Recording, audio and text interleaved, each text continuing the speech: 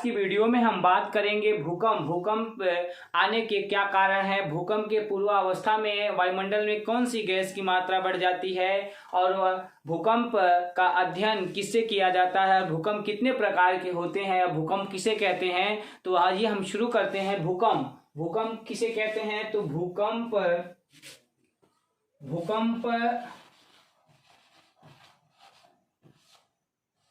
भूपटल की कंपन अथवा लहर है।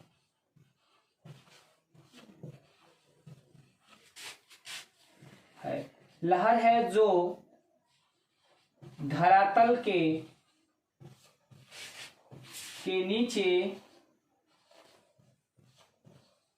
अथवा ऊपर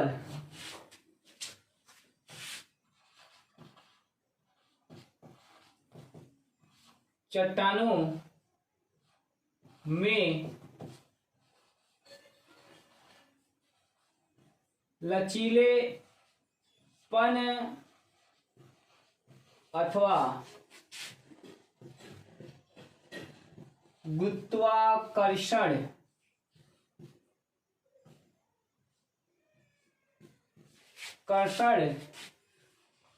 की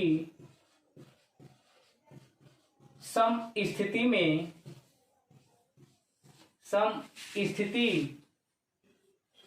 में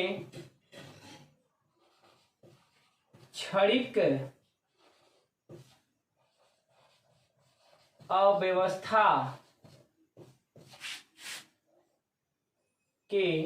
अव्यवस्था से उत्पन्न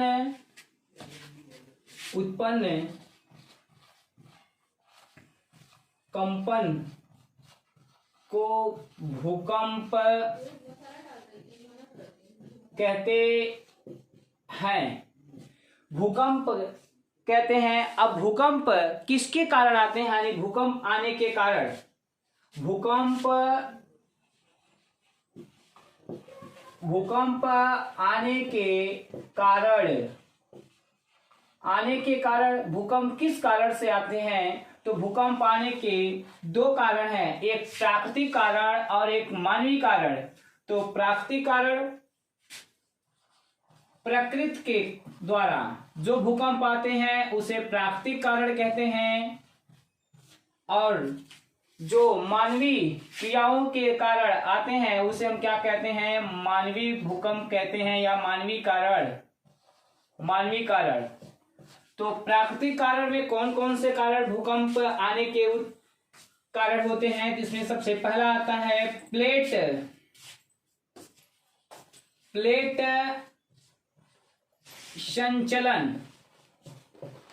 संचलन।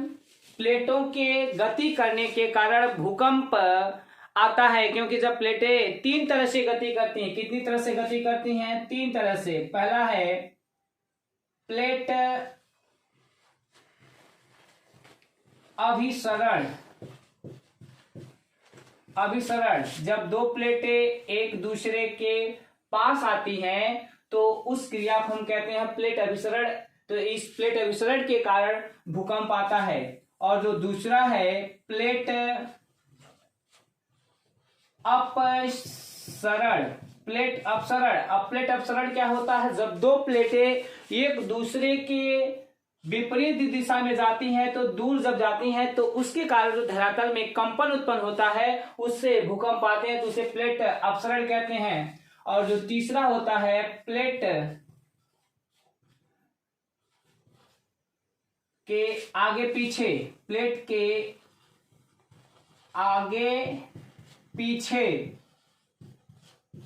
के कारण, जब प्लेट ऊपर नीचे गति करती है तो उसके कारण जो कंपन धरातल में उत्पन्न होता है उसके कारण जो भूकंप आते हैं उसे प्लेट के आगे पीछे संचरण का भूकंप कहते हैं। और जो दूसरा कारण है भूकंप आने का प्राकृतिक में ज्वालामुखी उद्गार।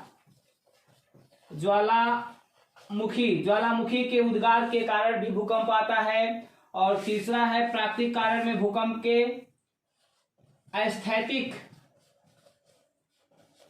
असंतुलन, स्थैतिक असंतुलन के कारण भूकंप आता है। स्थैतिक असंतुलन क्या होता है कि जब धरातल पर भार अधिक हो जाता है या धरातल पर भार जब कम हो जाता है तो उसके कारण जब धरातल में आंतरिक और बाह्य बलों में असंतुलन की स्थिति उत्पन्न हो जाती है तो उसे क्या कहते हैं, स्थैतिक असंतुलन के कारण भूकंप आता है। और जो चौथा है वलन और भ्रंशन के कारण, वलन और भ्रंशन के कारण भूकंप आता है तो उसे प्राकृतिक कारण रखा जाता है। वलन जब चट्टानें ऊपर उठकर एक दूसरे पर चढ़ती हैं तो उसके मोड़ पड़ने को वलन, और भ्रंशन जब दूर जाती हैं तो उसमें चट्टान की दरार पड़ने से जो बड़े बड़े स्थल खंडों का खिसकाव होता है तो उसे भ्रंशन कहते हैं। तो इसके कारण चट्टानों में जो असंतुलन की स्थिति होती है उससे भूकंप आता है। और जो प्राकृतिक कारण में जो पांचवा है हॉट स्पॉट या तापीय चक्र के कारण भूकंप आता है। तो ये भूकंप आने के प्राकृतिक कारण है। अब बात करते हैं मानवीय कारण, मानव के किन कार्यों के द्वारा हम पृथ्वी पर भूकंप आता है, तो उन मानव की गतिविधियों के द्वारा जो भूकंप आता है उसे मानवीय कारण कहते हैं। तो मानवीय कारण में जो सबसे पहला कारण है, मानवीय कारण में पहला कारण बांधों का निर्माण, बांधों का निर्माण। बांधों का जब निर्माण करते हैं तो धरातल पर भार अधिक हो जाने के कारण पृथ्वी में असंतुलन की स्थिति उत्पन्न हो जाती है। तो इसे हम कहते हैं मानव के द्वारा जो भूकंप आया उसे मानवीय कारण, जैसे बांधों का निर्माण। फिर दूसरा है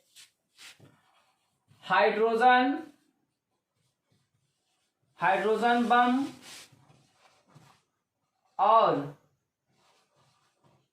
परमाणु बम का परीक्षण,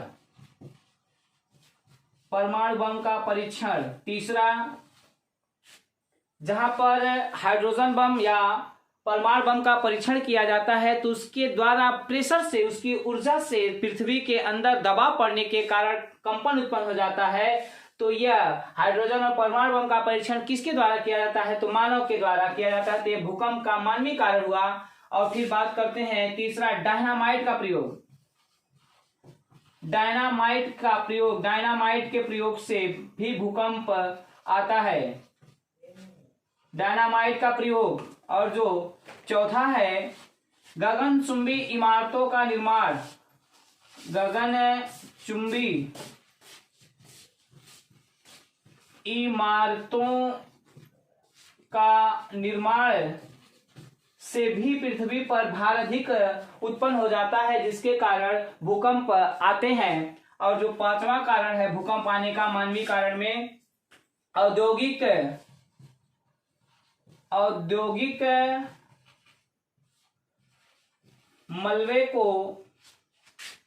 मलबे को जमीन में दफनाना। औद्योगिक फैक्ट्रियों से जो प्रदूषक मलबे निकलते हैं, यदि उनको हम पृथ्वी के अंदर गड्ढा खोदकर दफनाते हैं तो उनसे प्रेशर, दाब बढ़ने के कारण उस मलबे में गैस की मात्रा का संचय हो जाता है, जिसके कारण से भूकंप आने की संभावना होती है। और जो छठवां है कारण है मानवीय कारणों में, खनन कार्य द्वारा क्या करते हैं, भूकंप आते हैं। भूकंप का इतिहास, भूकंप तरंगों का अध्ययन, यानी भूकंप के अध्ययन को क्या कहा जाता है, तो भूकंप का अध्ययन किसमें किया जाता है, तो भूकंप अध्ययन करने को हम कहते हैं सिस्मोग्राफ। सिस्मोग्राफ में किसका अध्ययन किया जाता है, तो सिस्मोग्राफ में हम भूकंप का अध्ययन करते हैं। अब बात करते हैं सिस्मोग्राफ के आविष्कार का श्रेय किसे दिया जाता है, तो सिस्मोग्राफ का आविष्कार, सिस्मोग्राफ के आविष्कार का श्रेय आविष्कार का श्रेय चीन वासियों को दिया जाता है। चीन वासियों को दिया जाता है। और इस सिस्मोग्राफ पर राश और फेरल नामक वैज्ञानिकों ने एक पैमाना दिया था। इस सिस्मोग्राफ पर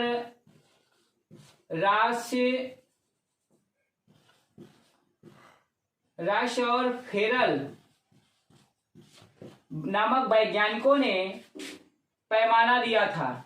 सिस्मोग्राफ पर पैमाना दिया था। और इस सिस्मोग्राफ पर कितने अंक दिए थे? तो सिस्मोग्राफ पर 1 से लेकर 11 तक के अंक का निर्धारण किसने किया था सिस्मोग्राफ पर? तो राश और फेरल नामक वैज्ञानिकों ने सिस्मोग्राफ पर ये अंक निर्धारित किए थे। अब बात करते हैं कि भूकंप तरंगों का मापन किसमें किया जाता है। भूकंप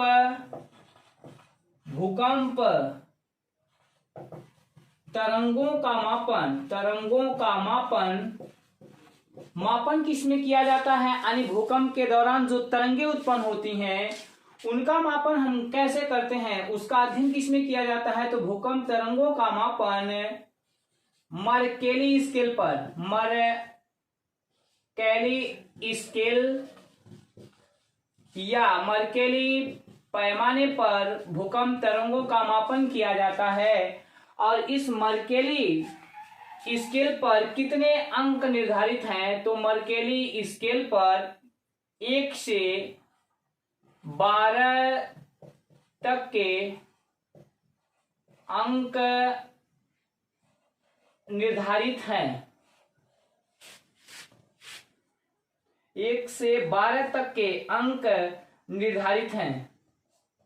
कितने अंक? 1 से 12 तक के अंक निर्धारित हैं।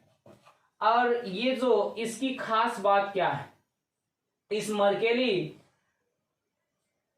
अंक की सबसे बड़ी विशेषता यह है कि ये जो भूकंप की तरंगे होती हैं उन तरंगों की कंपन को 1 से 12 तक के कंपन की यानी तीव्रता वाली तरंगों का मापन करता है। इस पैमाने का प्रयोग आज भी कहाँ किया जाता है? तो इस मर्केली स्केल का प्रयोग उत्तरी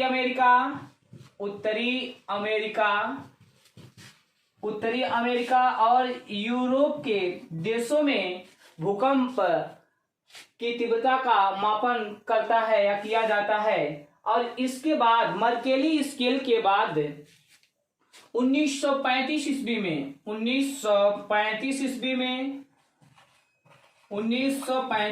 में चार्ल्स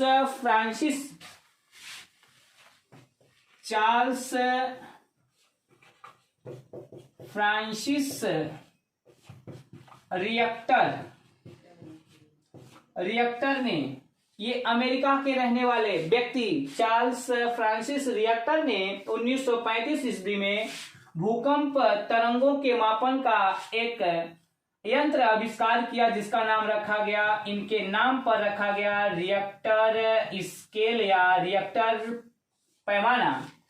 लेकिन अगर पूछा जाए कि रिएक्टर स्केल की खास बात क्या है और इसकी विशेषता क्या है, तो इस स्केल में भी कितने अंक निर्धारित हैं? तो 1 से 12 तक के अंक निर्धारित हैं। लेकिन ये भूकंप की कितनी तरंगों को 1 से 9 के बीच जो भूकंप के कंपन की तीव्रता होती है उतनी तीव्रता के यथार्थ माप को अंकित कर पाता है। और इससे अधिक यानी 9 से अधिक कंपन की तीव्रता वाली भूकंप तरंगे होंगी तो उनका यथार्थ माप नहीं कर पाता है। और 9 से अधिक यथार्थ तरंगों की माप करने वाला स्केल कौन सा है? तो मर्केली स्केल। लेकिन रिएक्टर स्केल कितने यथार्थ तरंगों की माप बताता है? 1 से लेकर 9 तक के तरंगों का यथार्थ माप बताता है या अंकित करता है। इसके अधिक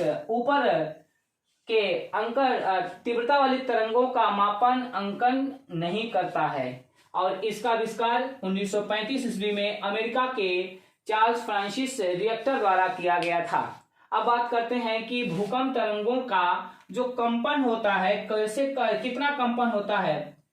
तो भूकंप तरंगों के कंपन में हल्का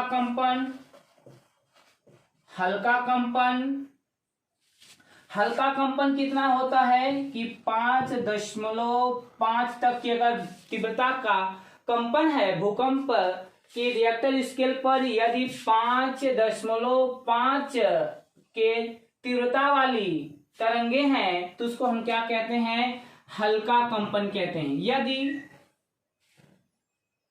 5.5 से 6 तक कंपन वाली तरंगे तो उसको कहते हैं प्रबल कंपन।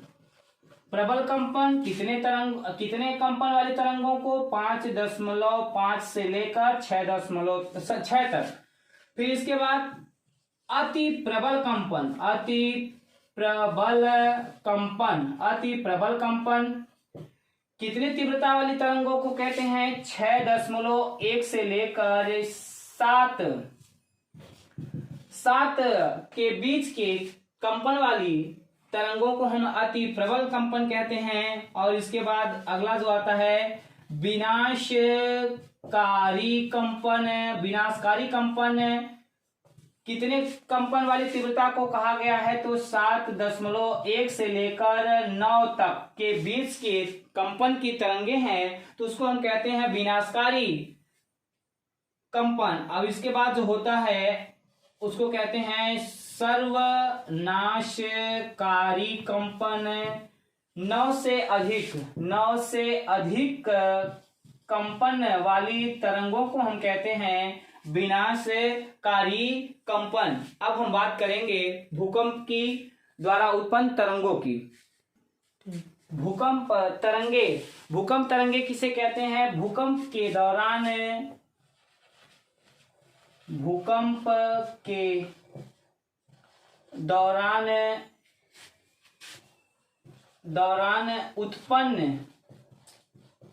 उत्पन्न तरंगों को भूकंप तरंगे कहते हैं। भूकंप तरंगे कितने प्रकार की होती हैं, तो भूकंप तरंगे मुख्य रूप से 2 प्रकार की होती हैं। भूकंप के दौरान उत्पन्न होने वाली तरंगों को हम भूकंप तरंगे कहते हैं। ये भूकंप तरंगे 2 प्रकार की होती हैं। पहला है भूगर्भिक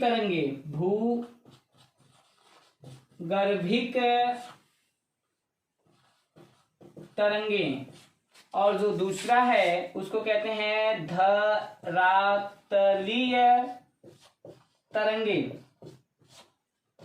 भूगर्भिक तरंगे जो धरातल के नीचे उत्पन्न होती है उसे हम क्या कहते हैं, भूगर्भिक तरंगे। भूकंप की ऐसी तरंगे जो धरातल के नीचे उत्पन्न होती है उसे हम भूगर्भिक तरंगे कहते हैं।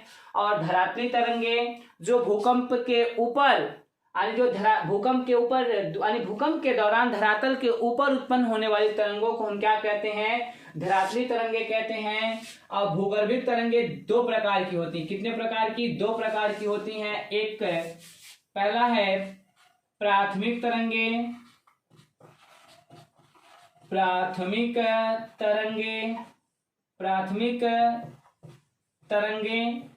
या पी तरंगे या संपीडनात्मक तरंगे या पुश एंड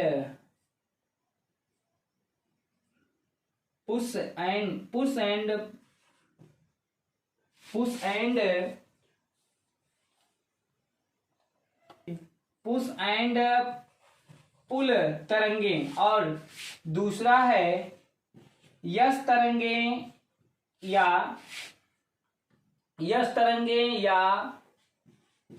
जल तरंगे या प्रकाश तरंगे या अनुप्रस्थ तरंगे, अनुप्रस्थ तरंगे या द्वितीयक तरंगे या इसको गौड़ तरंगों के नाम से भी जाना जाता है। अब बात करते हैं प्राथमिक या पी तरंगों की क्या विशेषता है। तो इसकी पहली विशेषता बनती है पी तरंगों की कि भूकंप का जो अधिकेंद्र होता है उस पर सबसे पहले यानी धरातल पर सबसे पहले पहुंचने वाली तरंग कौन सी है, तो पी तरंगे हैं। और इनका जो वेग होता है सर्वाधिक होता है, इनका वेग सर्वाधिक होता है, ये सबसे अधिक वेग से चलती हैं। इनका जो वेग होता है 8 से 14 किलोमीटर प्रति सेकंड की गति से चलती हैं। और ये पी तरंगे भूकंप की पी तरंगे पदार्थ की तीनों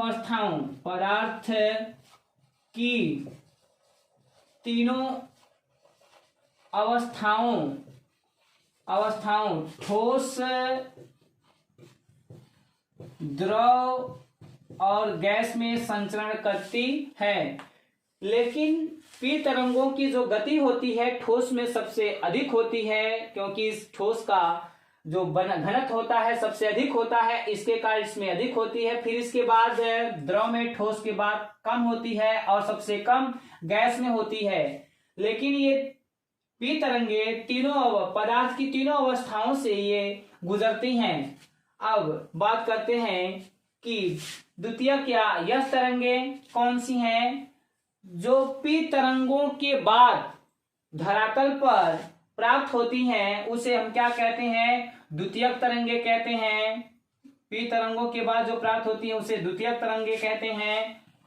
इन तरंगों का जो वेग होता है वह 4 से 6 किलोमीटर प्रति सेकंड की गति से ये चलती हैं। और ये द्रव में ये संचरण नहीं करती हैं, केवल ठोस में संचरण करती हैं।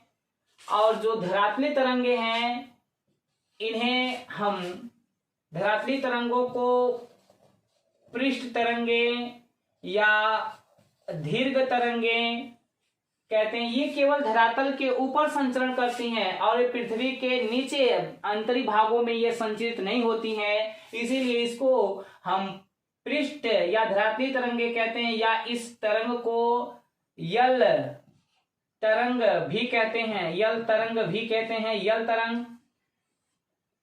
इन तरंगों के संचरण की जो गति होती है वह 1 किलोमीटर 1.5 किलोमीटर से 3 किलोमीटर की गहराई तक भूगर्भ में संचरण करती हैं और इससे अधिक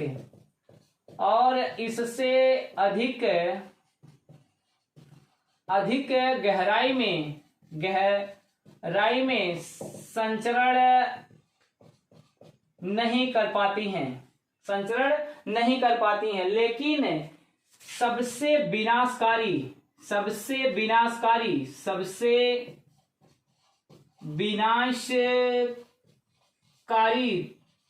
तरंग कौन सी है, तो यल है, क्योंकि इसका प्रभाव धरातल के ऊपर सबसे अधिक समय तक यानी लंबे समय तक रहने के कारण यह सबसे विनाशकारी तरंग है। और ये जो पी तरंग है इसको हम ध्वनि तरंगों की उपमा देते हैं। ध्वनि तरंगों के समान इसको उपमा दी गई है कि ये ध्वनि तरंगों के समान, क्योंकि तेज गति के कारण ये चलती हैं। और इसमें पूछा जाता है, प्रश्न क्या बनता है, इस तरंगों को लेकर कौन से प्रश्न बनते हैं। तो सबसे पहला बनता है कि भूकंप के एपिसेंटर पर सबसे पहले पहुंचने वाली तरंग कौन सी है, तो पी तरंग है। और कौन सी तरंग धरातल के चट्टानों में संकुचन और फैलाव लाती है तो पी तरंग लाती है। और सबसे अधिक वेग वाली तरंग कौन सी है? पी तरंग है। और पदार्थ की तीनों अवस्थाओं में चलने वाली तरंग कौन सी है? तो पी तरंग है। और किसमें से इसका वेग सबसे अधिक होता है? ठोस में सबसे अधिक होता है। क्यों ठोस में सबसे अधिक होता है? क्योंकि ठोस के जो कण होते हैं आपस में जुड़े होने के कारण उसमें इसका वेग अधिक होता है, द्रव में उससे कम होता है और गैस में सबसे कम होता है। और इसको किस तरंग की उपमा दी गई है? तो ध्वनि तरंग की उपमा दी गई है। और फिर पूछा जाए कि यस तरंग की क्या विशेषता बनती है? तो सबसे पहली विशेषता इसकी बनती है कि जल या प्रकाश तरंग की उपमा किस भूकंप की तरंग को दी गई है? तो यस तरंग को दी गई है। और कौन सी तरंग द्रव पदार्थों में संचरण नहीं करती है? तो यस तरंग द्रव पदार्थों में संचरण नहीं करती है। और इसमें कुछ तरंगों के लेकर प्रश्न पूछा जाता है कि भूकंप के पूर्वावस्था में भूकंप के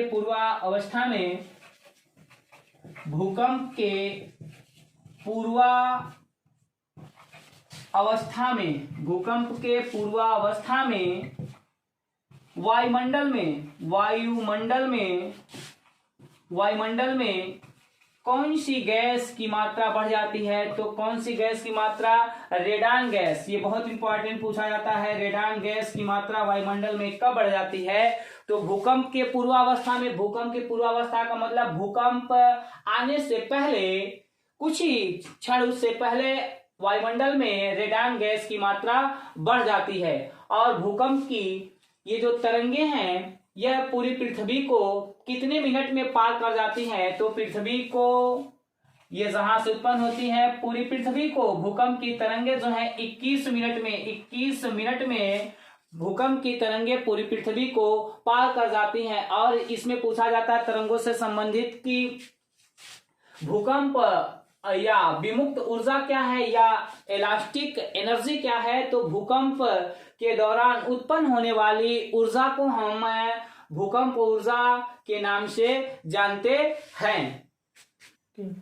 भूकंप में आता है कि भूकंप अधिकेंद्र किसे कहते हैं? भूकंप अधिकेंद्र तो धरातल से नीचे जहां पर भूकंपों की उत्पत्ति होती है, ये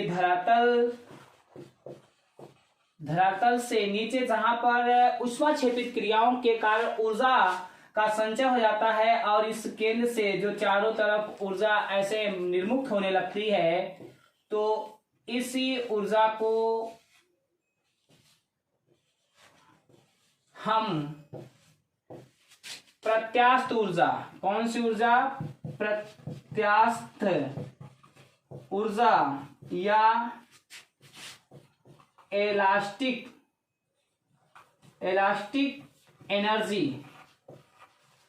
एनर्जी किसे कहते हैं? भूकंप के दौरान उत्पन्न होने वाली विमुख ऊर्जा को हम प्रत्यास्थ ऊर्जा या इलास्टिक एनर्जी कहते हैं। जब ये भूकंप की तरंगे जहां से उत्पन्न होती हैं, जहां से ये उत्पन्न होंगी, इस स्थान को हम क्या कहते हैं? भूकंप मूल बिंदु, या जहां से ये उत्पन्न होती है इसको कहते हैं भूकंप उद्गम केंद्र कहते हैं, या भूकंप का इसे चक्षु कहते हैं, या इसे भूकंप का नेत्र कहते हैं। जहां से भूकंप की तरंगे उत्पन्न होती हैं, उन तरंगों को हम जहां से उत्पन्न होता है उसे क्या कहते हैं? भूकंप मूल बिंदु कहते हैं, या भूकंप उद्गम केंद्र कहते हैं, या इसको चक्षु कहते हैं, भूकंप का चक्षु कहते हैं, या भूकंप का नेत्र कहते हैं, या इस स्थान को हम कहते हैं अभिकेंद्र कहते हैं। और जब यहां से उत्पन्न तरंगे पृथ्वी के धरातल की ओर उन्मुख करती हैं, तो जहां पर सबसे पहले पहुंचती हैं उस स्थान को हम क्या कहते हैं? उस स्थान को हम कहते हैं अभिकेंद्र, या इसको कहते हैं एपी सेंटर। जहां पर या धरातल का वह स्थान जहां पर भूकंप की तरंगे सबसे पहले पहुंचती हैं, जहां पर सबसे पहले पहुंचती हैं, उस स्थान को हम क्या कहते हैं? भूकंप अधिकेंद्र या एपिसेंटर कहते हैं। तो और जहां से भूकंप की तरंगे उत्पन्न होती हैं, उस क्षेत्र को हम क्या कहते हैं? अभिकेंद्र। तो जहां से देखिए ये उत्पन्न होती हैं, इसको हम क्या? अभिकेंद्र। और इसके ऊपर धरातल पर जहां सबसे पहले पहुंचती हैं, उसको क्या कहते हैं? अधिकेंद्र। अभिकेंद्र, अधिकेंद्र। तो इसको याद रखने का आसान तरीका है कि जो ध है वह पहले आता है और जो भ है वह बाद में आता है वर्णमाला में। तो जो सबसे पहले आता है वह ऊपर होगा और जो बाद में आता है वह सबसे नीचे होगा। तो अधिकेंद्र ऊपर और अभिकेंद्र नीचे। जहां से तरंगे उत्पन्न होंगी उसे अभिकेंद्र यानी धरातल के भूगर्भ में स्थित वह स्थान जहां से भूकंप की तरंगे सबसे पहले उत्पन्न होती हैं। भूगर्भ में स्थित वह स्थान जहां से भूकंप की तरंगे उत्पन्न होती हैं, उस स्थान को हम क्या कहते हैं? भूकंप अभिकेंद्र कहते हैं, या एक कहते हैं चक्षु कहते हैं, या उद्गम केंद्र या मूल बिंदु कहते हैं। और भूपटल या धरातल पर स्थित वह स्थान जहां पर भूकंप की तरंगे सबसे पहले पहुंचती हैं। सबसे पहले पहुंचेंगी कहां? ठीक अभिकेंद्र से 90 डिग्री के ऊपर न्यून दूरी होने के कारण ये सबसे पहले पहुंचती है। तो इस स्थान को हम क्या कहते हैं? अभिकेंद्र कहते हैं।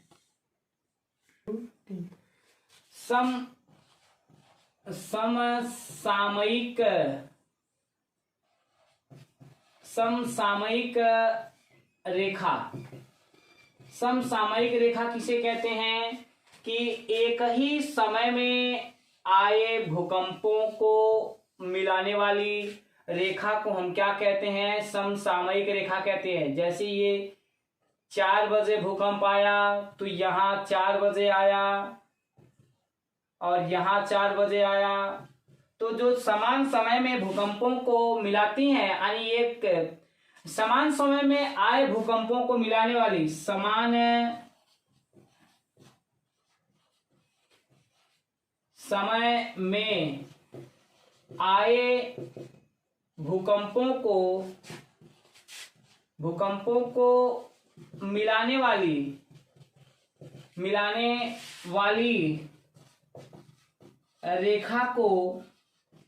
रेखा को हम समसामयिक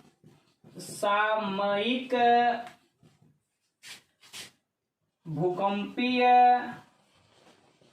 रेखा कहते हैं। समसामयिक भूकंपीय रेखा एक समान समय में आए भूकंपों को मिलाने वाली रेखा को हम समसामयिक रेखा कहते हैं। अब बात करते हैं कि सम भूकंपीय रेखा। समभूकंपीय रेखा का मतलब होता है कि समान तीव्रता। इसका कंपन यदि 6 है तो इसका भी कंपन क्या है? 6 है। और इसका भी कंपन क्या है? 6। तो समान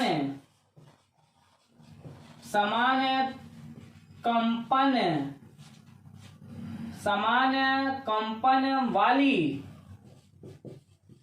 तरंगों को मिलाने वाली समान भूकंप के कंपन वाली तरंगों को मिलाने वाली रेखा को हम समभूकंपीय रेखा कहते हैं। समभूकंपीय रेखा का मतलब समान कंपन की तीव्रता को मिलाने वाली रेखा समभूकंपीय रेखा कहलाती है। अब बात करते हैं कि भूकंप के प्रकार कि भूकंप कितने प्रकार के होते हैं। तो भूकंप चक्षु के आधार पर हम बात करेंगे कि भूकंप 3 प्रकार के होते हैं। किसके आधार पर? चक्षु के आधार पर भूकंप 3 प्रकार के होते हैं। और ये कौन कौन से होते हैं? कि धरातल धरातल से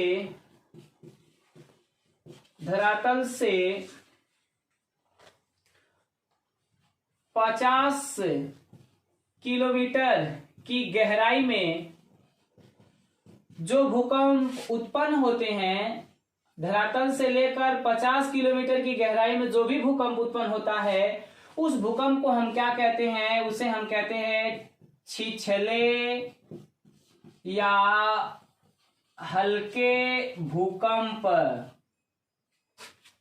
छिछले या हल्के भूकंप। इस प्रकार के भूकंप के आने के कारण क्या हैं?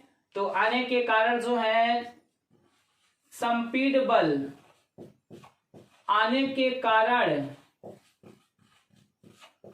संपीड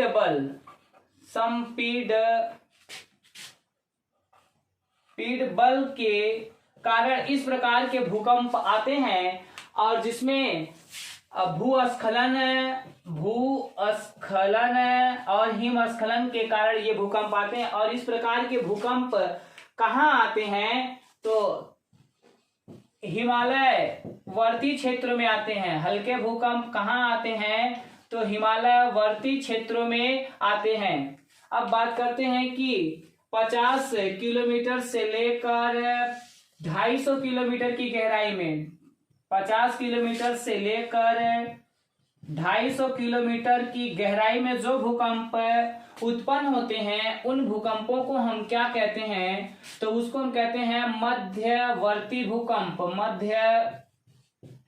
मध्यवर्ती भूकंप कितने गहराई में उत्पन्न होते हैं? तो 50 से लेकर 250 किलोमीटर की गहराई में जो भूकंप उत्पन्न होते हैं उसे हम मध्यवर्ती भूकंप कहते हैं।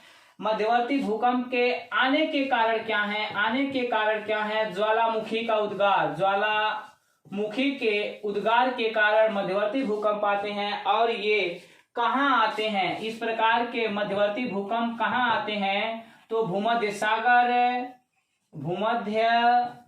सागर और चिली देश में इस प्रकार के भूकंप आते हैं, मध्यवर्ती भूकंप। और फिर पूछा जाए कि 250 किलोमीटर से लेकर 700 किलोमीटर की गहराई में जो भूकंप उत्पन्न होते हैं, उस भूकंप को हम क्या कहते हैं? तो 250 से लेकर 700 किलोमीटर की गहराई में उत्पन्न होने वाले भूकंप को हम क्या कहते हैं? गहरे भूकंप कहते हैं। गहरे भूकंप कितनी गहराई में उत्पन्न होते हैं? तो 250 से 700 किलोमीटर की गहराई में।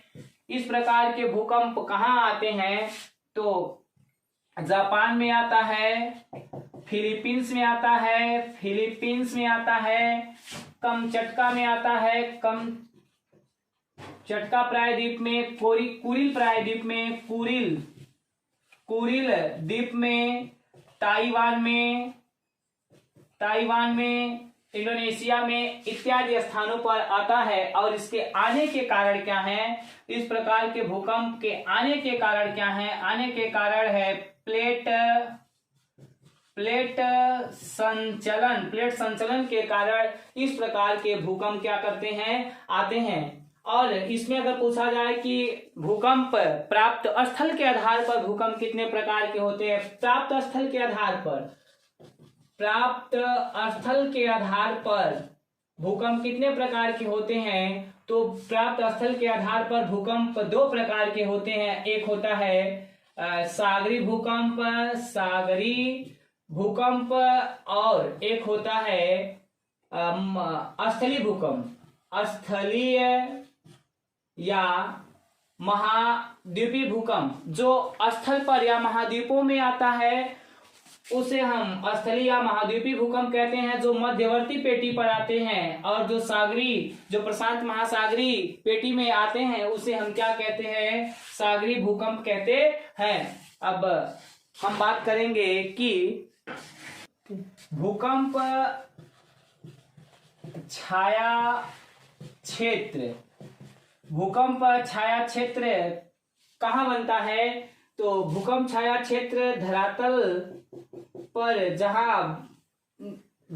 पर जहां से भूकंप की तरंगे प्रारंभ होती हैं और जब ये पृथ्वी के जो क्रोट का वाय भाग है, क्रोट का जो वाय भाग है वह जो द्रव अवस्था में है, तो वहां से जब तरंगे क्या करती हैं, बाहर निकल जाती हैं 105 अंश का कोण बनाते हुए, जब वहां द्रव के बाहरी क्षेत्र से जब वो बाहर निकल जाती हैं और 145 डिग्री के बीच का जो ये क्षेत्र बनता है जहां पर भूकंप की कोई तरंगे नहीं पड़ती हैं, तो इस क्षेत्र को भूकंप का छाया क्षेत्र का मतलब जहां पर भूकंप की कोई तरंग की छाया नहीं पड़ती है उसे हम क्या कहते हैं, भूकंपी छाया क्षेत्र।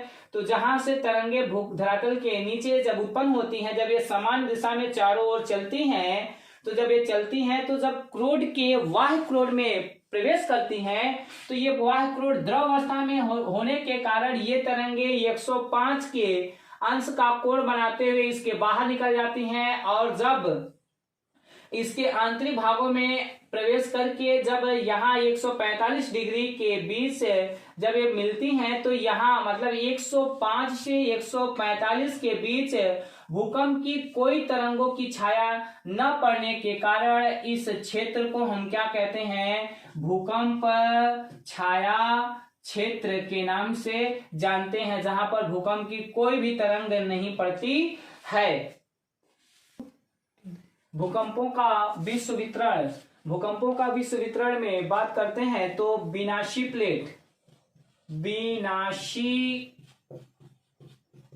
प्लेट के द्वारा भूकंप की कितनी परसेंट घटना उत्पन्न होती है, तो विनाशी प्लेट के द्वारा भूकंप की 80% घटना इस प्लेट से उत्पन्न होती है।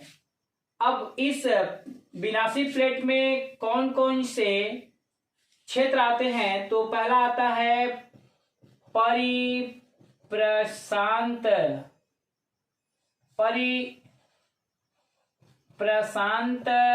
पेटी, या इसको कहते हैं अग्निवलय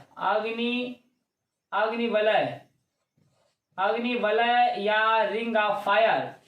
परिप्रशांत पेटी में भूकंपों की कितनी % घटना होती है, तो 60% भूकंपों की घटना होती है।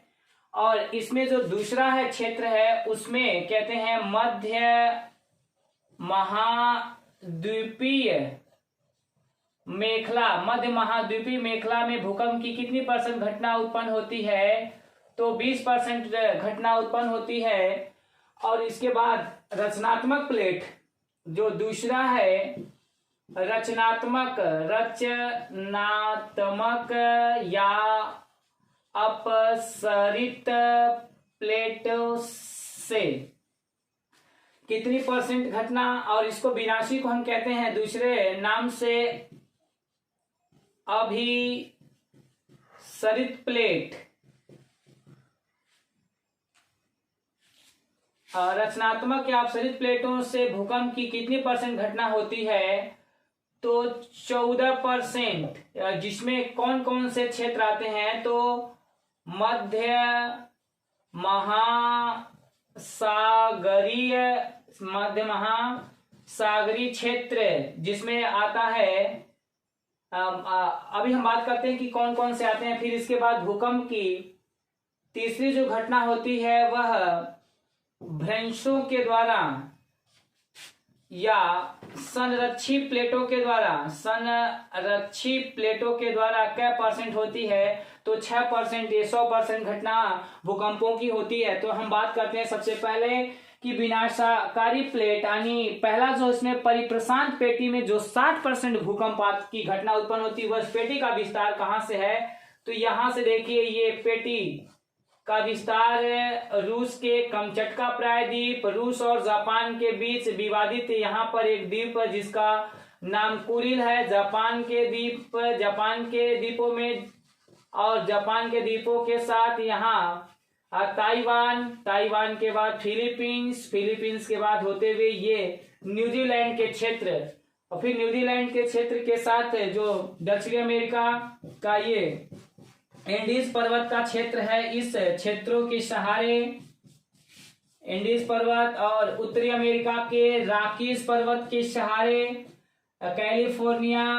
अल्यूशियन अलास्का तक ये जो पेटी है, इसी पेटी को हम क्या कहते हैं, परिप्रशांत पेटी या अग्निवलय या रिंग ऑफ फायर। जो आप देख रहे हैं रिंग ऑफ फायर या परिप्रशांत पेटी में भूकंप की 60% घटना होती। इस पेटी में कौन कौन से क्षेत्र आते हैं, तो इस पेटी में आने वाले क्षेत्र ये जो कमचटका प्रायद्वीप, रूस का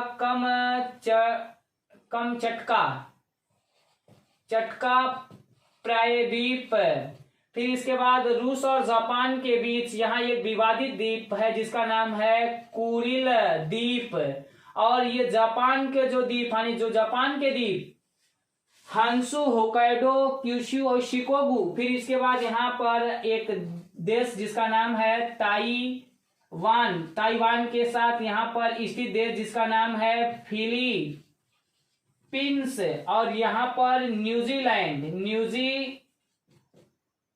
न्यूजीलैंड देश के साथ ये दक्षिणी अमेरिका की ये जो पूरा है एंडीज क्षेत्र, एंडीज पर्वत, और ये जो उत्तरी अमेरिका का ये जो रॉकीज क्षेत्र है, और यहाँ कैलिफोर्निया का जो क्षेत्र है कैलिफोर्निया, और अल्यूशियन और अलास्का में ये भूकंप की 80% घटना उत्पन्न होती है। मध्य महाद्वीपी मेखला का विस्तार कहां से कहां तक है, तो यहाँ पर मध्य महाद्वीपी मेखला का विस्तार भारत के पूरब में ये जो इंडोनेशिया है, इस इंडोनेशिया से लेकर अंडमान निकोबार द्वीप समूह, यराकान योमा म्यांमार में अराकान, फिर हिमालय पर्वत के सहारे होते हुए हिंदुकुश पर्वत होते हुए पर्वत होते हुए भूमध्य सागर, काला सागर होते हुए काला सागर, भूमध्य सागर होते हुए इटली के देशों से स्पेन और फ्रांस के बीच पेरिनीज पर्वत तक, और ये अफ्रीका के एटलस पर्वत, आल्प्स पर्वत, हिंदुकुश पर्वत के बाद हिमालय क्षेत्र, अराकानियोमा, म्यांमार में अराकानियोमा, अंडमान निकोबार, इंडोनेशिया के द्वीप समूहों में ये जो मध्य महाद्वीपीय पेटी का विस्तार पेरिनीज पर्वत, आल्प्स पर्वत, भूमध्य सागर, काला सागर, हिंदकुश पर्वत, हिमालय क्षेत्र, अराकानियोमा की पहाड़ियां, फिर इसके बाद म्यांमार से अंडमान निकोबार, इंडोनेशिया तक इसका क्या है विस्तार है। इससे भूकंप की क्या % घटना, 20% घटना घटित होती है। अब रचनात्मक या विनाशकारी प्लेट किसे कहते हैं, जब स्थल और महासागरीय प्लेट जब दोनों आपस में सामने से टकराती हैं या आती हैं, तो उसके टकराने से जो उसका किनारा जो होता है, बाउंड्री होती है, उसके विनाश होने से विनाश होने के कारण इसको विनाशकारी प्लेट है। जो इसकी गति होती है आमने सामने से संचरण की गति होती है। एक महाद्वीपी देख रहे हैं ये स्थल भाग, और ये जब जलीय पेटी आपस में आती हैं तो इसी को विनाशकारी प्लेट कहा गया है या अपसरित प्लेट कहा गया, जिससे भूकंप की 60% घटना, जिसे परिप्रशांत मेखला या अग्निवलय या रिंग ऑफ फायर कहा गया। मध्य महाद्वीपीय पेटी, जो महाद्वीपों, मध्य महाद्वीपीय पेटी क्यों मध्य महाद्वीपीय, मध्य का मतलब महाद्वीपों के बीच में, तो आप देख रहे हैं महाद्वीपों के बीच में, यूरोप और एशिया के बीच में, इधर अफ्रीका के बीच में इस पेटी का विस्तार होने के कारण मध्य महाद्वीपीय मेखला कहा गया है। रचनात्मक अपसरित प्लेट किनारा से 14% भूकंप की घटना होती है, जो यहाँ पर अटलांटिक महासागर में विविध कटक हैं, जो कटक है जिसमें विविध कटक जो आइस लैंड से लेकर बोबेटो द्वीप तक हैं, जिसमें डॉल्फिन कटक है, चैलेंजर कटक है, चैलेंजर कटक। इन कटकों के सहारे भारत में, इन कटकों के सहारे भूकंप की क्या परसेंट घटना होती है? तो 14% घटना घटित होती है। और इनका विस्तार यहाँ हवाईयन कटक भी है, हवाईयन कटक इत्यादि कटकों के सहारे, भ्रंशों के सहारे 6% घटना, जिसमें रिफ्ट वैली सबसे प्रमुख है। भ्रंश घाटी अफ्रीका की भ्रंश घाटी है, जर्मनी की राइन नदी की घाटी, इस घाटी के कारण भूकंप की 6% घटना घटित होती है। तो भूकंप से संबंधित सभी प्रश्नों को हम इस वीडियो में दे दिए हैं। अब आगे कल आपको ज्वालामुखी की वीडियो लेकर आएंगे। तब तक के लिए सभी को धन्यवाद।